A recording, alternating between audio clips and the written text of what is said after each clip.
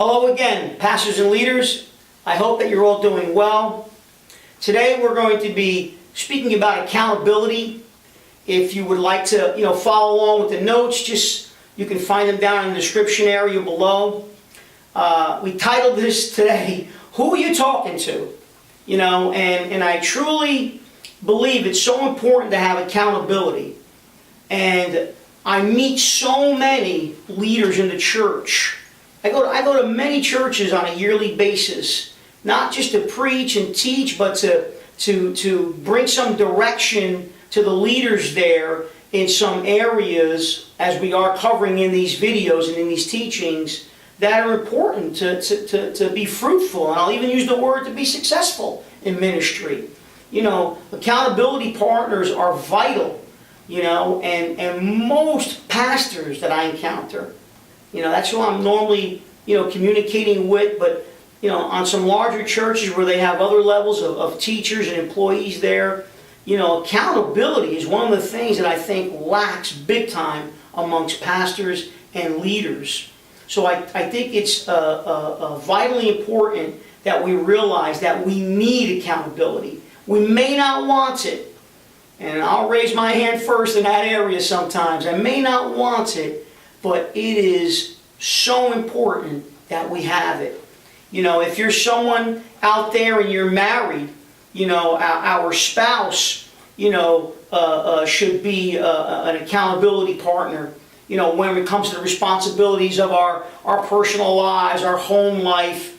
If you're not married, even somebody maybe in your family, maybe you have a brother or sister, obviously someone who is, walking with the Lord and is mature in the things of God. They necessarily don't have to be someone that's been walking with Christ longer than us. But, if it's another family member that would keep you accountable on the home front side of it, and I know this goes without saying, but obviously if you're a man watching this, you need another man in your life to be accountable with. If you're a woman, you need a woman to be accountable with.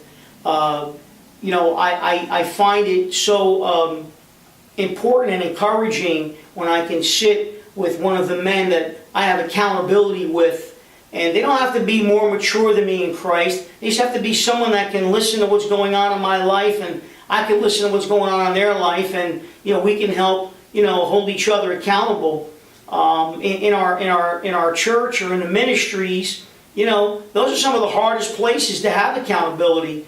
Because we're afraid of people judging us or thinking who we are in Christ and so on and so forth.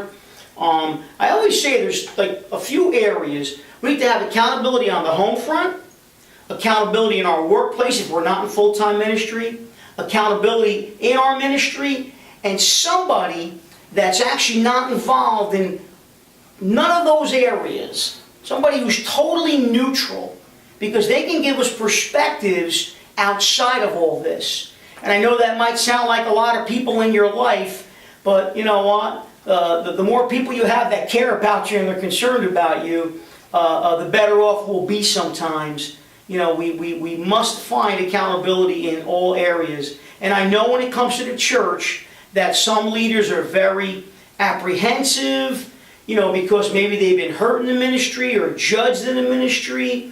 But we have to allow the Lord to heal our hearts and heal our minds, and we must be able to keep moving on, because I promise you this, without accountability you will not be fruitful and successful.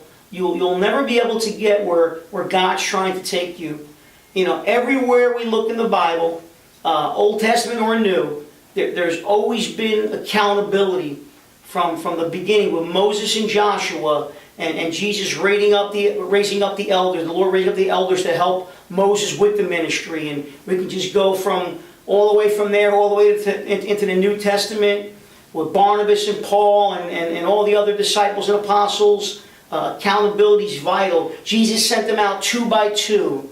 Nobody was ever alone. There's no lone wolves in the things of God. My wife was my best friend. She's the person I'm first accountable to. So once again, if you're married, that should be your first area of accountability. Then I have a dear brother who we meet, every couple of weeks. and you know, we share about our lives, what's going on, different circumstances. And then I have one of our church leaders who's also a person that keeps me accountable in the ministry. And then I have my pastor, who's a pastor in another church, and he's outside of those three other areas that I spoke about earlier to keep me accountable in some areas of life. And I thank God every day for the people who love me and encourage me, and also this part, who call me on my stuff. You know, I really don't know where I would be without the accountability that I have in my life. Here's a little information I want to share with you. I came across this one time when I was speaking at a pastoral leadership and men's breakfast. This is a survey that was taken back in 2009 by the Fuller Institute, also the George Barna Group, and Pastoral Care Incorporated. You know, we're all part of this survey. And it's at that time, that 2009, and I would venture to say this number is probably higher, but 70% of pastors don't have someone they consider a close friend in their lives. And I believe as believers, as men of God, as women of God, it's so important that we have someone in our life that can not only call us on our stuff, but encourage us. You know, 1 Corinthians chapter 12, we read how all the believers are part of the same body of Christ. We all play a different part, a different role. And you know, and these scriptures are actually showing us the importance of accountability, of needing the other body part. And as leaders, you know, we must take this seriously and start to allow accountability to be in our lives at a greater level. Hebrews 10:24 tells us, "And let us consider how we may spur one another on towards love and good deeds," to encourage each other, uplift each other. 1 Thessalonians 5:11, "Therefore encourage one another and build each other up, just as in fact you are doing." Paul's encouraging the church of Thessalonica. And Romans 14:12 says, "So then each of us will give an account of himself to God." And you know what? I'd rather have someone in my life on a continuous basis that I can give account to. This way, on that last day, we'll give a good account to the Lord. So stay encouraged, and we will speak to you soon.